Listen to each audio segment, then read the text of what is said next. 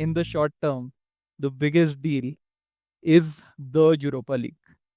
We have a massive Europa League semi-final tie against Athletic Cup coming in the road to Bilbao, and let's talk about it.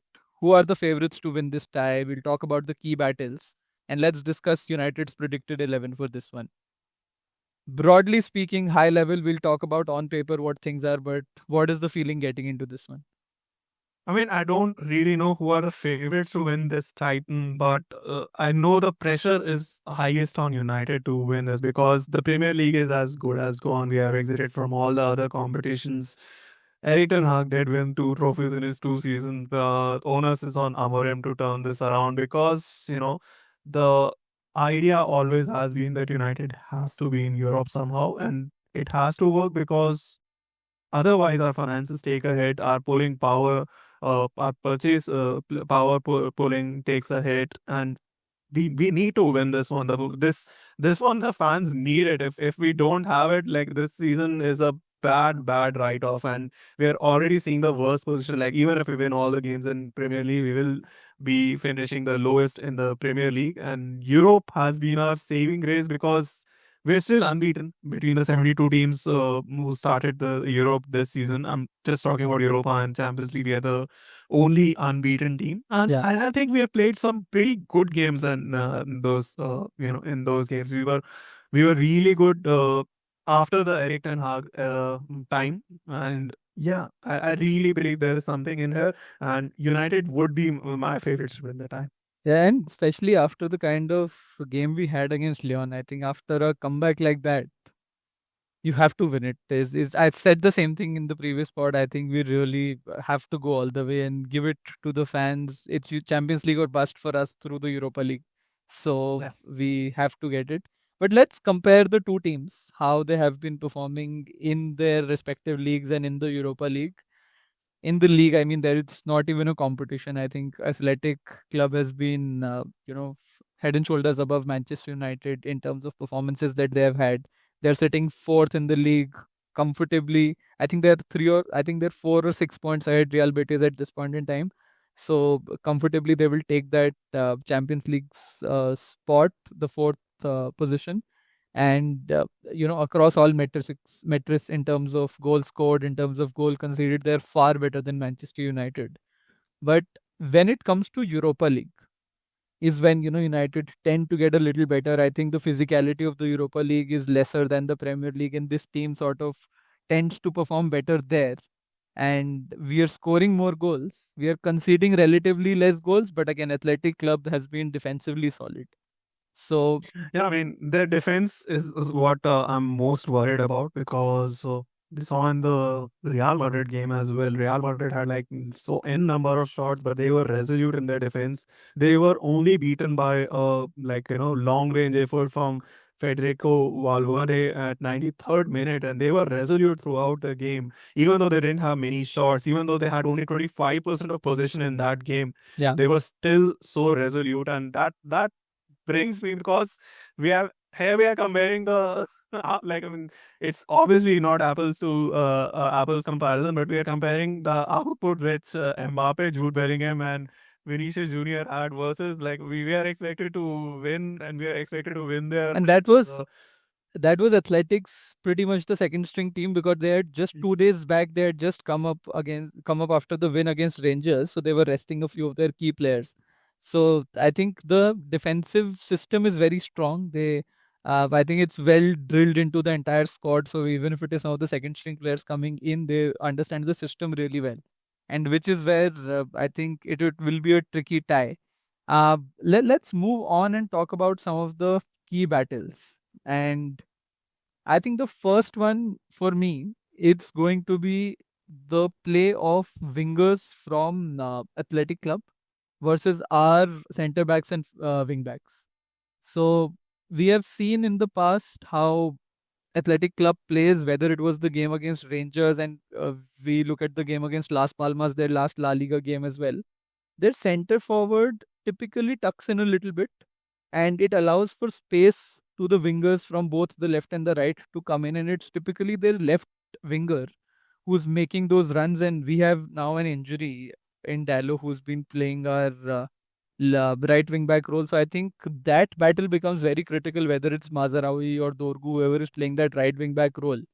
And to complement the right centre back, I think they will have to contain their left winger. That becomes a very, very important battle. Yeah, I mean, fitness in our squad has been an issue throughout the season, and this one comes at the worst time possible. Dalo obviously played the most number of minutes in our squad, so I knew like we were like 1 or 2 injuries away from decimating in this season, and it has come at the worst possible time. But there's some hope that Diallo maybe comes into the squad at that time. I don't know if he'll be fit enough to start this game, but that being said, we have in our fit wing backs we have Dorgu, Mazarawi, probably Luke Shaw, and they will be key in this match because the Williams brothers are like they bombard continuously throughout the game. Yeah. The second, Just wanted another point. So if you see number 18 on both the charts, that's their captain Dimarcos. So I think what he also does is he bombards a lot forward and plays in those crosses. So if it's Inaki Williams or the other winger who cuts in, he provides the width on the right and then plays in those crosses who either Nico Williams or the center forward tend to get their head on. So I think containing that across both wings will become very, very critical. yep, I think our defensive unit will have to be very resolute. Not just the wing backs, like you mentioned, they tuck in, so the center backs also becomes a very important position. Correct. And the second thing which I'm very worried about is where do United score from? Because in the last few games we have seen a consistent theme wherein our centre backs have been putting in long balls towards our wingers, towards our number 10s, which goes on. So this was very much visible in the game against Lyon. In the first goal which Ugarte scored, it was a long ball by Mazzarri to Bruno. Of course, Garnacho's role was key in this one. He pulled back the ball and made a very good pass. Our strikers cannot buy a goal, can they? I mean, we've seen Xerxes score a goal recently, but Hojlund has been very bad. 3 goals in 28 games, doesn't bode well. I really hope he scores tonight, by the way, Bournemouth. against Bournemouth. Yeah, Yeah. but yeah. But I think this has been a consistent play. Even the second goal that we got was a long ball from Harry Maguire, and Dallo was there making a run as the wing back to shoot it at will. So I think this play, whether it is Mazarawi, whether it is Maguire or Euro, or I think if Luke Shaw plays that left centre back role, I think he has that tendency to, just like Martinez, play those long balls really well. So I think that will be critical. Yeah. Don't forget Uncle Evans is also fit. He's in the squad today. He might be the one who starts the game. Don't underestimate the power of Evans in an important must-win game. Yeah, and Evans, I think we were talking about it. This is the only trophy which is not in his cabinet, so probably he goes for it. Might get a few minutes across the two legs, so that will be important. Talking about that, let's dig in and try and figure out who could be playing in the starting 11 for United. Any other players apart from Onana in the I think starting 11? Onana, Dorgu, and Mazaroi on the wing back positions. They pick themselves. Dorgu and Mazaroi. What about Dorgu on the right, Shaw at the left back, or left wing back, or Amas at the left wing back? I don't think Amas will be playing Amas. I don't think he has trusted Amas to play in the big games. So that's why I'm worried. Dorgu is fixed. I believe that is some. So Dorgu will be left wing back, and Mazarawi then plays right wing back because with Dallo out. Yeah. So that leaves us, yeah, Euro, Maguire, and Luke Shaw. Yeah. Euro and Maguire definitely. Now the question there is whether it is Lindelof, Evans, or Shaw. The only issue is with Shaw's fitness. Maybe he starts, and he's starting the game against Bournemouth. We are recording just before the game happens. So he's starting against Bournemouth, probably gets 60 minutes, gets into the rhythm, and starts against Athletic Club. Yep. Oh, cool. Then the center two, Casemiro starts. I think definitely start this one. Manu's playing number 10 role, no? Whenever he's playing these days. He's playing farther forward. I think the Ugate's position is fixed more than anyone else in this one. The fact that Ugarte is absent in today's game makes me think that Ugarte is rested for the game. So, okay, then the question is, does Bruno play in the middle two or does he play farther forward? I think that is the question. If he plays in the middle two, then it's Ugarte Bruno. And then maybe Menu Garnacho Hojlund. Yeah. Otherwise, it's Ugarte Casemiro, then Bruno Garnacho Hojlund in that case. I doubt Casemiro plays today and then plays the game against Athletic. I think it'll be Ugarte and Bruno and like you mentioned, Garnacho, Menu. Menu and Mount might distribute minutes between them, by the way. Actually, I am now starting to lose my patience with Mount a little bit. I think I have been really backing him. I know he presses really well. I just want that goal contribution to come from him. He had a great chance against Wolves as well. I think Garnacho played in some really good balls from the left that day. But I really hope he can come in and He's just rusty. He's just rusty. It'll come from him. hopefully, because I think there's a lot of trust that has been placed on him. We know his, capabilities. We know his potential. I think he's got to start showing it now. Yeah, I believe this is our starting lineup. I really think we have the team to beat Athletic Bilbao. Yeah, I hope that we do it in the first leg itself because I wouldn't want to leave it too late for the second leg. Yeah, ideally we don't want it to get to the second leg, last few minutes of the second leg, but yeah, we can score like 3 goals in last 6 minutes, so it's not a big deal. But just one last thought on that: Athletic Club have the way they've been playing across the knockout stages in Europa League is they try to be very solid away from home and try to get that lead or goals in their home tie. They did it against Roma, they did it against Rangers, so I think they will come out all guns blazing in the first leg, which is their home tie, and they would want a lead to come to it. So if we can come up with any sort of positive result, I think we are in a good place because then we can wrap up the tie at Old Trafford. If I was a betting man, I'd bet for United to score more goals than like I'd any day bet for United to score more goals than to concede less goals. Like I really believe much more in the United's attack, even though our attack is like so underperforming than in the United's defense.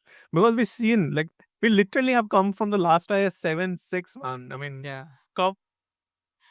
So on that note, tell us your predictions across the two legs. Okay. Away leg, I say a good win, a 2-1 win will put us in a comfortable zone. We had a 2-1 win in the Lyon one also. Yeah. A similar win, would be like make life so much easier at the home tie. Yeah. Because then at the home tie, we can comfortably win, say, a 3-1 or so, and, like progress to the finals with a lot of confidence. Like, we're just talking about this tie, but we need to move on with the final with a lot of confidence. And Yeah. I really believe this tie has in it to turn our season. Absolutely. I think the Bilbao crowd will not make it easy for United. I'm glad that we have the second leg at home because that pressure that from the Bilbao crowd egging their team to get to the final, which is at Bilbao as well. I think we draw the first leg 2-2. We win the second leg 3-1 and we close out the tie 5-3.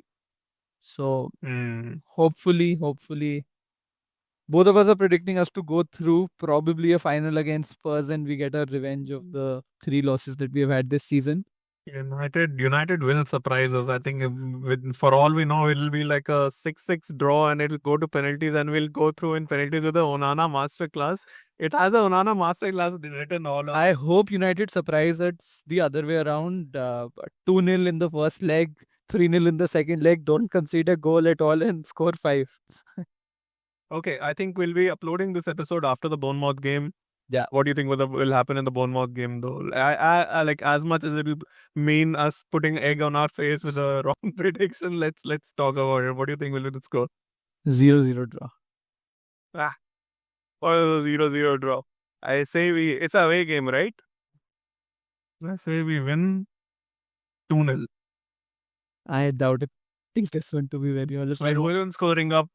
Hojlund finally scoring a goal, celebrating like his life depended on. Yeah, I think he has had more celebrations than goals this season, but yeah. Cool. Let's hope that.